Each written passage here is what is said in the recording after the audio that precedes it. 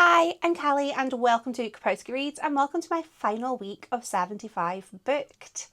I am going to be finishing the two books that I left at the end of last week's video, and I think they'll take me the remaining 4 days that I have left of this experiment. Yeah, let's call it that. So the books I'm finishing this week are Mrs. March by Virginia Feito. This is a sort of more, I think it's kind of a dark thriller, and I'm here for that. We have Mrs. March, who is living a very idyllic life. She is married to a novelist, and he has written this horrific character, and she sees a lot of herself in this character, and she is not happy about this at all, and decides she's going to have revenge. So I don't know what to expect. I have heard a few good things about this author. Mainly I think it was Victorian Psycho, maybe? I haven't heard anybody I know speak about this book, so I don't know. But I did just see a review on the back by Elif Batuman, and that's made me even more intrigued. And it just says, Madame Bovary meets something. It's a secondhand book and they put a sticker over it, so I don't know. Meets what? Oh, Patricia Highsmith. Okay. Wow. That sounds wonderful. It was surprisingly easy to take that sticker off. I should have done it when I got it. I'm also 2/3 of the way through reading Madonna in a Fur Coat by Sabahattin, and I'm loving this book so much. I'm loving the characters. It is a doomed romance. You know from the beginning this isn't going to work. So I'm getting really invested, being like, oh, these two 20-somethings getting together, good for them. But I know it's not going to work. And I know I'm going to be upset. I think they might have feelings about it too. But I'm going to be upset and I know it. But I'm feeling very invested and I really, truly adore the characters. I think they're just so charming and they've been very vulnerable. And I just feel I've really gotten to know them. And it's only been 100 or so pages, but I truly love them. And I'm really just liking their little adventures in Berlin in the 1920s. So my plan for this video is slightly different to previous weeks because I only have 4 days left of 75 booked. So my plan is that I am going to finish these two books, and then I'm going to just wrap up my whole experience of 75 booked because I have some feelings I need to share. And that's the plan. Hopefully this is an interesting video. If it's not, don't tell me, I'll get really upset. I'm going to go read these books, then I'll come back.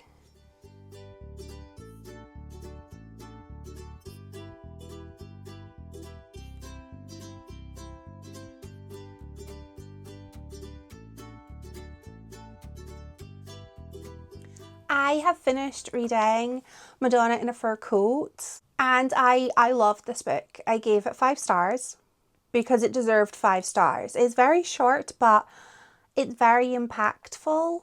This made my heart physically hurt. I ached. I was not well at the end of this book. I went in knowing that this is about a doomed relationship. I went in knowing that it was not going to work out. The book started with the male love interest literally on his deathbed, where he has a wife. His wife has a different name. We know his wife is not the woman from this romance. So why did I still have hope that these two young people would work out? I had so many facts telling me, look, babe, this won't work out. Don't get emotionally attached to them. And yet, emotionally attached, I got. I knew, I was warned, and yet I still was rooting for them. I still had hope that it would all work out okay for Rafe and Marie, in spite of the facts that were presented before me. I'm a sucker for a romance. Clearly, I will try and use sheer will to change the trajectory of things that already exist, and I will never learn. I will continue to try and do this. So clearly, I'm a fool. I love the characters in this book. We only really get to know Rafe and Marie. Everyone else is just kind of there, but that works with this kind of book because it is about Rafe and Marie. It's about their romance. It's about their love. Rafe was just so tender and gentle and green. He was so green. He was very naive and trusting, and he didn't really know too much about the world. He was so much younger emotionally than his years, it felt. He had a lot of growing up to do. In contrast, Marie grew up very quickly at a young age. She's very responsible. She's very kind of jaded to the world. And I felt that they balanced each other out. And it was really just beautiful seeing their affections grow throughout the book, where they had started being nothing really. They just started with Rafe adoring a piece of art that Marie had created. And then a little friendship happened, and then love. And it was just so precious to sort of be able to enjoy this journey with the characters. I thought the romance was very beautiful. It was very sweet. When they were torn apart, I still had hope. I still had hope for them. Like, in spite of the first third of the book, I was still hoping. And like how my heart broke. I didn't know how it was going to go, because clearly I'm still rooting for this relationship to work out in spite of the facts, and I know that it won't. I'm still like, oh, maybe it will. When the reveal came, like I ached for this book. Sobbing, snotting, like, you know, the proper sobbing where you're just an absolute wreck. Not cute tears. Big old sobs. I thought the writing was absolutely beautiful. I don't know if this author has any other books, but I will certainly have a little look, because I liked the writing, I liked the characters, I liked the atmosphere, I loved the love, I loved the story. I didn't love the tragedy, but I just don't enjoy tragedy, and like I said, I thought I could will this into being a happy ending. I simply adored this book. Highly recommend. I gave it 5 stars. I don't know if I said that at the beginning or if that's been kind of clear that that's where we were going. 5 stars. Great time was had by me, even though I cried. I still have a little bit left of Mrs. March, but I will be back with an update in a wee tiny bit, and then we're going to talk about 75 Booked as a whole, because I just thought that would be fun.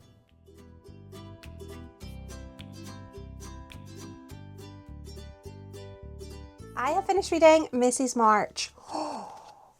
What a fun time was had by me. I really enjoyed this. I gave it 4 stars, and I just found it to be an absolutely chaotic, wild ride.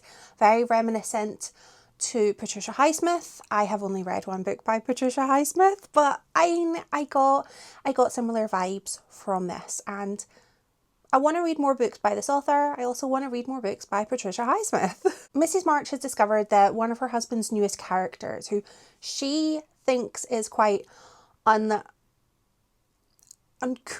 I suppose. She has found that this character shares some similarities with herself. She is offended. She is affronted. But that is the tamest part of this book. From that moment on, Mrs. March just utterly spirals into chaos, into paranoia, into delusion, into hallucination. She's not having a great time. She is clearly losing her grip on reality, and it definitely does seem that way. It definitely seems that she is losing her grip on reality. However, it is unclear to the reader whether she is actually slowly losing her sanity, or if these things are actually happening, because there are a lot of things that could be easily explained, but I choose to believe chaos, because that's what I like. Mrs. March becomes consumed with the idea that her husband has committed a horrific crime, and she's utterly obsessed with this. She goes to extreme lengths to follow this instinct that she has. And I truly love an unhinged main character. I love an unreliable narrator. And the main character, she was not likable. I rant and rave about this all the time. I don't need to like the main character. I just need to find them interesting. Mrs. March was snobby. She was cold. She was very rigid in her expectations, which I think is very mirrored by the fact that you do not know her name until the last page of this book. You just know her as Mrs. March throughout because, you know, we must keep up appearances. She seemed to be so self-conscious, always trying to just impress people who they didn't really seem to like her that much. And she really struggled around people. She struggled to sort of hold a conversation. But I found her truly, truly fascinating. I found her to just be so interesting, a character that I wanted to know. I wanted to know more about her. I wanted to know what she was going to do next, because who knew what she was going to do next? The woman was unhinged. I truly didn't know where this book was going to go next, because it went so quickly and in so many different directions. I just had to sit and enjoy it. Oh no, what a shame. I have to enjoy a wonderful book. I felt that the ending was perfect. It was over so quickly, but that felt very in keeping with the tone of the book. I liked that I was left wondering what was going to happen next for these characters. What happened at the end of this book? Because I really liked that. It left me wanting more, but it also left me feeling very satisfied. So what a wonderful book to end 75 books with. I have now finished. That was my last book. I just wanted to share my overall experience with this because I thought that might be interesting, basically. So in my 75 days, I finished 25 books. I was hoping to read 30. It didn't happen, but 25, I will take that. I read 19 books from my own physical TBR stack. I had 2 rereads, 2 NetGalley books and 2 audiobooks. I had 6 5-star reads and 7 4-stars. I'm taking that as a huge win. So these are my new favourites that I discovered in this challenge. Basically, my 5-star reads. We have Wee Pretty Pieces of Flesh by Colwell Brown. I felt so seen. I was about to say I love this book. I've literally just told you I love this book. I'm quite tired. One of my newest favourites is Madonna in a Fur Coat by Sabahattin Ali. Teeny tiny but so impactful. Monstrilio by Gerardo Samano Cordova. Utterly heartbreaking but delightful at the same time. I love the little lung baby boy.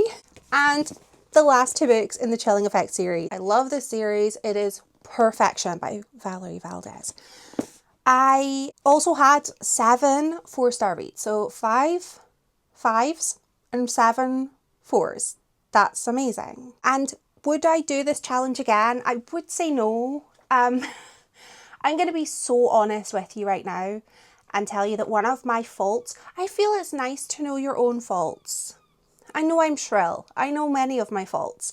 But one of my faults is that I tend to oversubscribe myself to things. And I try and do too much at once. And that is exactly what happened with this reading challenge. I set myself up to read two 45-minute reading sessions a day and a 45-minute workout. That did not leave me with a lot of other time for other things. I was doing an Open University course as well, just like one of the free ones. There's no time limit on it, but I was in a routine for that. And then I just felt I had to squeeze things in. I've had some stuff going on at work and in personal life as well. Very boring things, but things that take time. And I felt like I didn't have enough time to do all of these things. And around about day 50 or so, I started to just be like, I viewed this as a chore, which just sucked the joy out of reading. I love reading. It's been one of my main hobbies since I was about 4. Big fan, love a book. But there were times where, it would be the end of the day, I'd be frazzled, my brain would just be like, oh, I cannot. And I would have a 45-minute reading session left, and I would just get through so few pages. You may have noticed I stopped saying how many pages I read, because sometimes I would be so tired that I would only get about half of what I would normally read, and I felt kind of bad about myself. I think that for me, reading has to be fun. Obviously, I want to learn things, I want to grow as a person, but it's my entertainment form. So I have to be entertained and I have to have fun, or it's just not fulfilling the desire I need it to fulfill. So for me, I wouldn't do this again, but I'm happy I tried it and I'm happy I completed it.